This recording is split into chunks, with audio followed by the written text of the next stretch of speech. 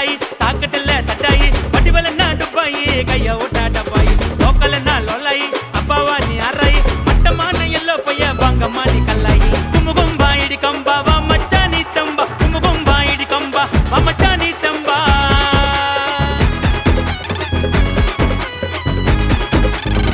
SSLC ஃபெயில்னா 8 பாஸ்னா லோக்கல்ல இருந்தாலும் நாங்க மாசுனா